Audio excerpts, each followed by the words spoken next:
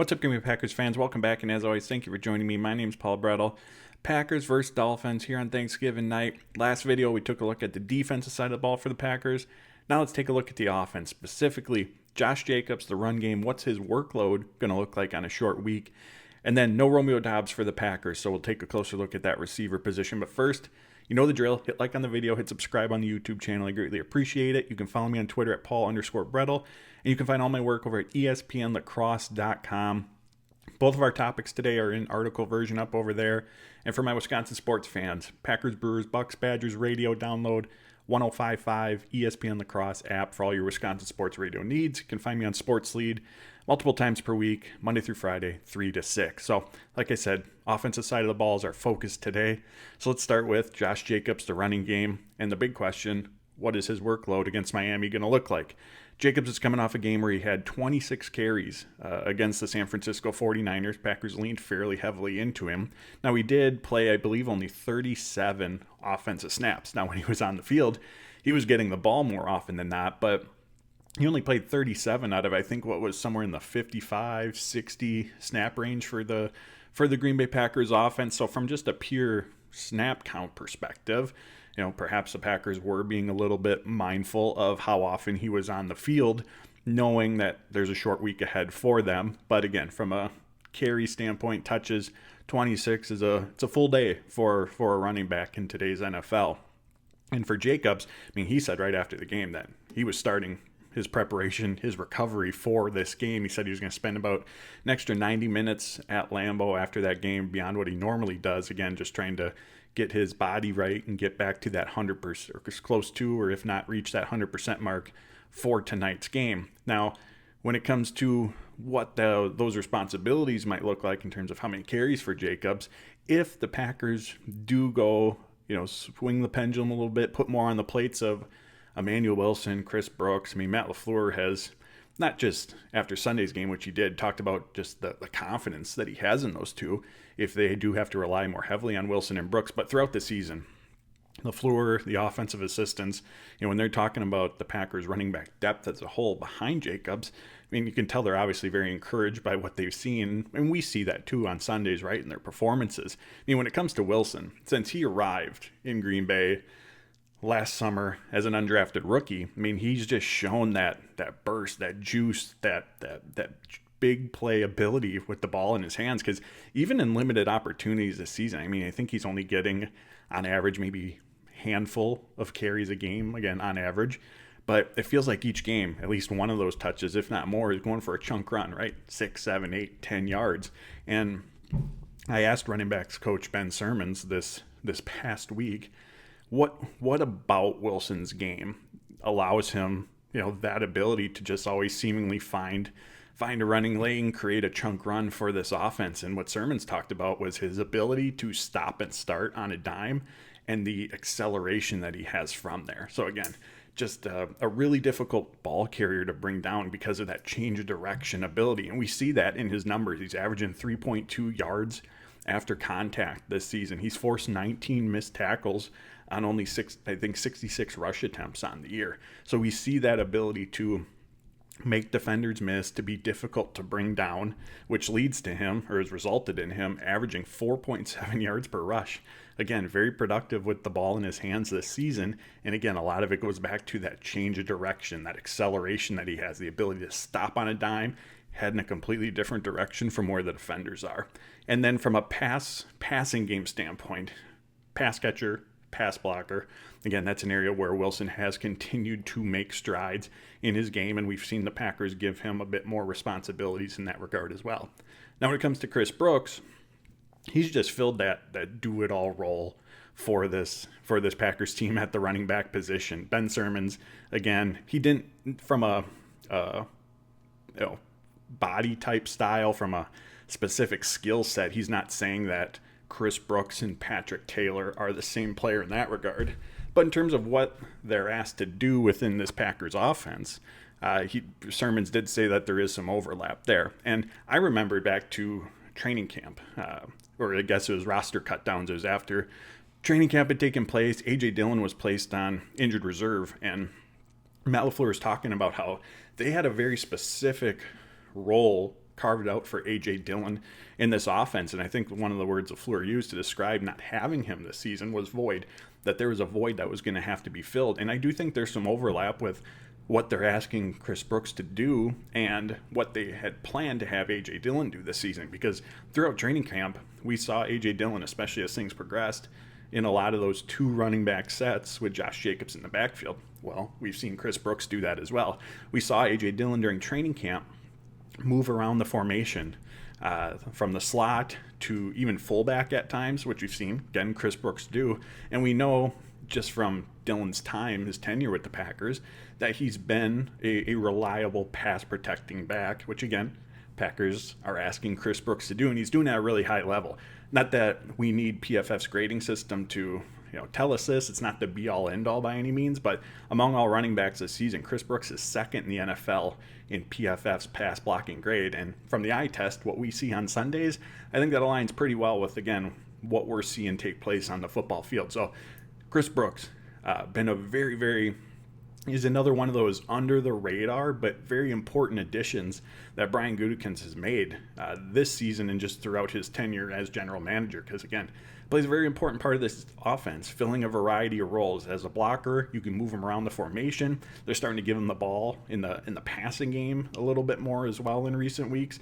And when he's on the field, that's just another dimension of this offense that defenses have to be mindful of, right? Because he can be used in such a variety of ways that from a defensive perspective, it can be difficult to hone in on, all right, what's Brooks doing on this play? What's his responsibility? Because there's so many things you can ask him to do, so many places that you can line him up, that it adds just a layer, we'll call it, of unpredictability to what this Packers offense is doing. So Green Bay has very much, they say they have absolute confidence in Brooks and Wilson. I believe that. I don't think that's just coach speak. One, again, we're seeing their performance on the field. We've heard this consistently throughout the season, just how highly the Packers have spoken about them. So if this is a game where they're more mindful of Jacobs' workload, I do think that they have the confidence and have no problem having to lean more heavily on Brooks or Wilson. Now, having said all that, Jacobs is still going to be a focal point in this game, right? The question at hand here is he going to be more in the 15 to 20 carry range, or are they going to be willing to go 25 plus carries with him? Like, that's the question. This isn't going to be, Jacobs out there for 5-10 carries this game. He's going to get the ball. He's going to lead this running back room. But again, obvious difference between getting 16 carries, getting 26 carries in this game. So I think that's really the big question at hand here for the Green Bay Packers. And as we talked about in the video coming out of the game, the run game, and we saw this last season, even as good as the passing offense was at the end of last year, they had Aaron Jones in the backfield stacking 100-yard performances to pair with that passing game. And we saw it on Sunday against San Francisco. The running game can be the blueprint, the foundation for the success of this Packers offense. I know it's repetitive. I'll say it again shortly here. The ability to move the ball on the ground keeps you ahead of the sticks, out of predictable passing situations, opens up the entire playbook for you. Tucker Kraft talked about it after Sunday's game. From a play calling standpoint, when Jacobs is playing like that, the run game's effective like that, nothing this offense cannot do. And an already potent passing game is then enhanced because of your ability to move the ball on the ground, because you're in those short down and distance situations, because the defense in those scenarios has to defend both the run and the pass. And so I think that element for the rest of the season obviously is going to be important, and we'll touch on it here in a second, but I think against a stingy Miami secondary, run game is going to have to be another important factor in this game and help carry the workload, which Wilson, Brooks, I think are going to be a bigger part of this week. All right, friends, now let's talk about the wide receiver position specifically. Packers have already ruled out Romeo Doubs. He suffered a concussion during Sunday's win against the 49ers. And on Tuesday, when we spoke to Matt LaFleur, at that time, he was in concussion protocol, and going to guess here that he's still navigating his way through that. So the Packers are not going to have Romeo Doubs in an offense where, again, we just spent time talking about Josh Jacobs in the run game. Obviously, there's Jaden Reed, Christian Watson, others. I mean, Romeo Doubs for second season just has provided a very steady presence for Green Bay, a go-to target for Jordan Love in some critical situations. I mean, on the season, Doubs tied with Jaden Reed for most targets on the team. His 483 receiving yards are second. But I think a really, really critical stat to know about Romeo Doubs, of his 34 receptions, according to Pro Football Focus, 25 of them have gone for a first down. And oftentimes, that's coming in those must-have-it, critical third down situations. And we saw that last year. Doubs was a heavy third down target of Jordan Love's in 2023, heavy red zone target last year as well. And that's held true this year. So it's not just that he's coming down with receptions, not just that the ball's going his way a lot, but staying on the field, moving the chains, those must-have-it situations.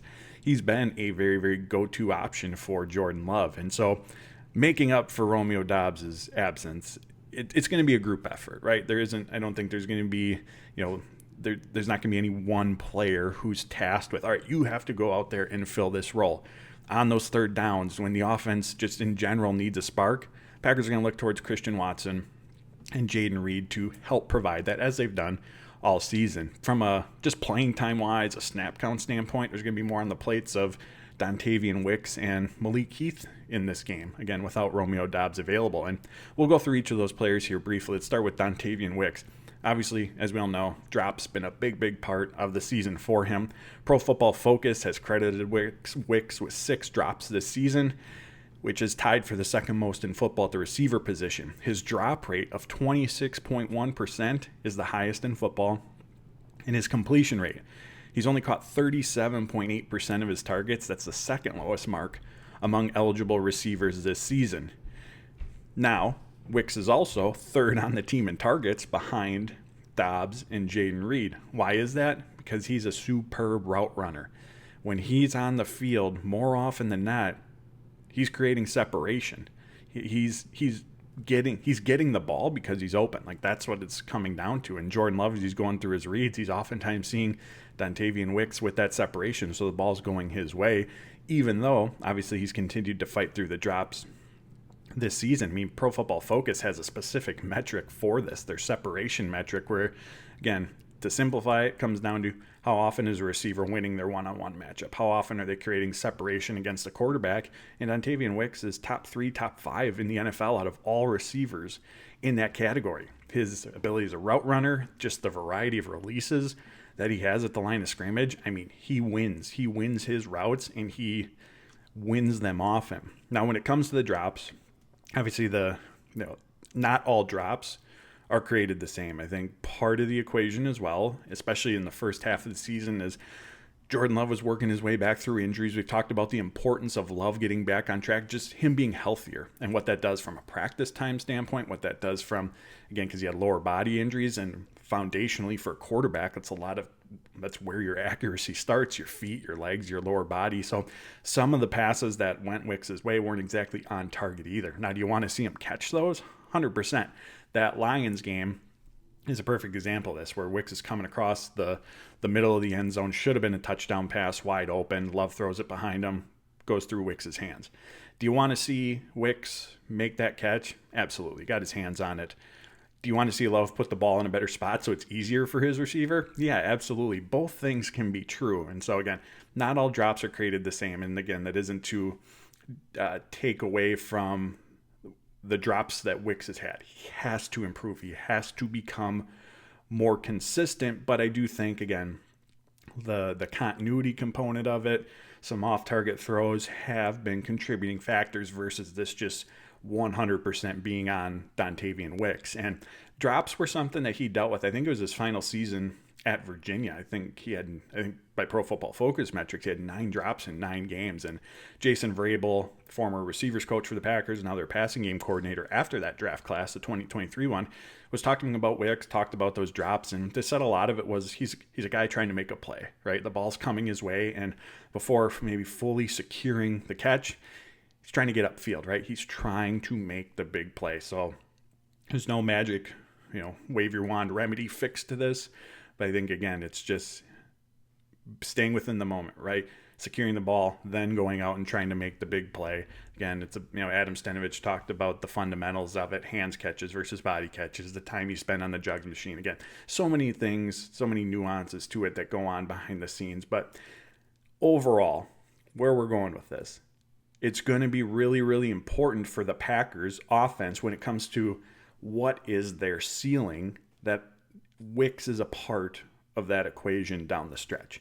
Now, if the drops continue, if his playing time stays what appears to be a bit reduced in recent weeks, with the Packers leaning more heavily on Watson, Doubs, and Reed, this obviously can be, as we've seen, still a very, very high-powered offense. But again, the ceiling of this offense, how high, how good can they be, that includes Dontayvion Wicks. And the reason for that, I believe, is twofold. One, we talked about it. His ability to separate, his ability to get open.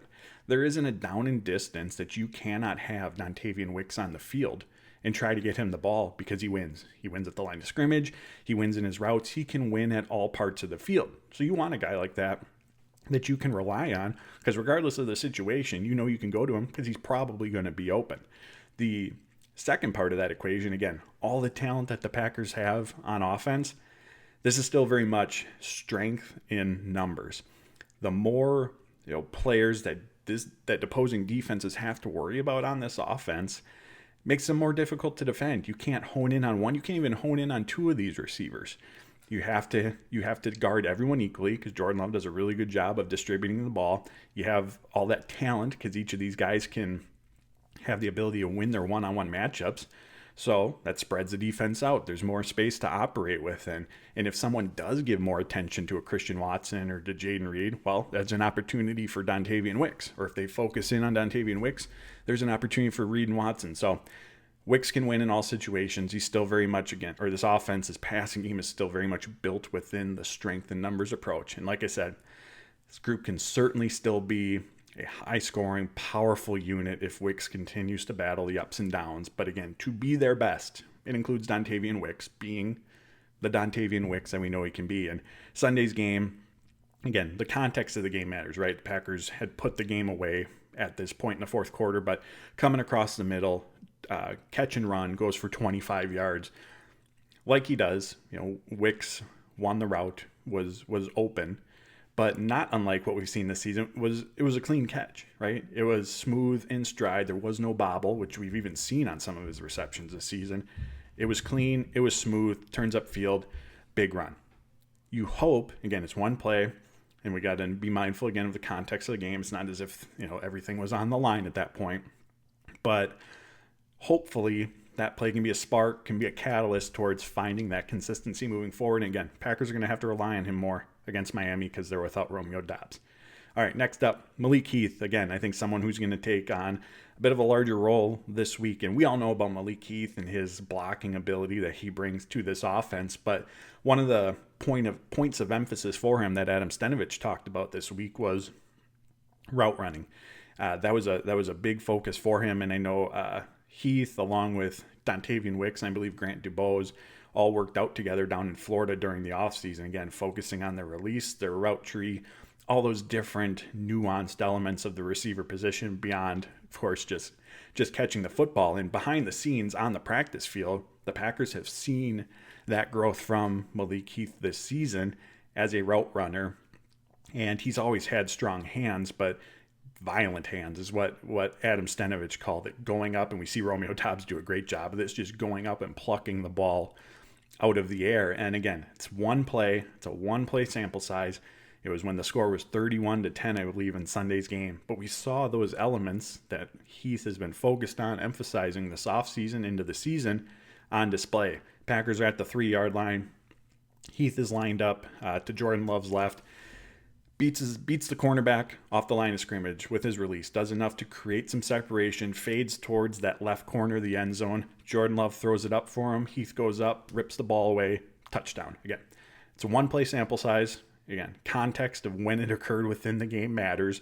But those points of emphasis that Adam Stenavich was talking about that they wanted to see from Malik Heath in his second NFL season, all on display on that play in the game. So again, Heath, Wicks, obviously going to have to take on larger roles from a playing time standpoint in this game against the Miami Dolphins without Romeo Doubs in the mix. Last thing we'll say, it's Dolphins secondary. I mean, Jordan Love talked about it this week. They do a really, really good job of disguising their coverages. What Love is looking at pre-snap It very well could be completely different from what he's seeing when he's at the top of his drop and that ball's supposed to come out. I mean, that's one of the big challenges of going against this unit. They rank 5th in yards per pass attempt allowed. They've given up the 2nd fewest big passing plays this season. Moving the ball through the air, at least in chunk plays, has been extremely difficult for offenses this season. So I do think this could be a game where it's going to put Jordan Love and Matt LaFleur's patience, might put it to the test a little bit, right? Because, Jordan Love's talked about it. We see it on Sundays. He wants to push the ball downfield. Trusts his arm, trusts his receivers to go make those plays, but there's a decision-making component to that as well, right? You need to know when to push the ball, when to take just what's available and what the check down is, and that decision-making, that patience, again, could be tested this week against the Dolphins, who do a really, really good job of eliminating those downfield opportunities, of taking away those chunk plays that an offense can generate through the air. So the run game, being willing to take the check down, just kind of doing your best to try to plot the ball down the field on those shorter to intermediate routes, might have to be what this Packers offense leans on, at least in the early going. And then if you're able to find success in those parts of the game, defense, to stop it, they have to start creeping up a little bit, and then that's when the opportunity to go downfield to take those shot plays begins to open up. But I think this is going to be a game where decision-making, patience in the passing game could very well, again, like I said, be put to the test just because of the disguises that this Dolphins secondary utilizes, their ability to take away the big passing play. So I think that's going to be one of the key battles for us to keep our eyes on as this game unfolds. Well, if you've made it this far, you might as well hit like on the video, hit subscribe on the YouTube channel. I greatly appreciate it. Follow me on Twitter at Paul_Brettel. You can find all my work over at ESPNlacrosse.com. And like I said at the start, my Wisconsin sports radio fans, Packers, Brewers, Bucks, Badgers, download the 105.5 ESPN Lacrosse app. But until next time, friends, take care and enjoy the game.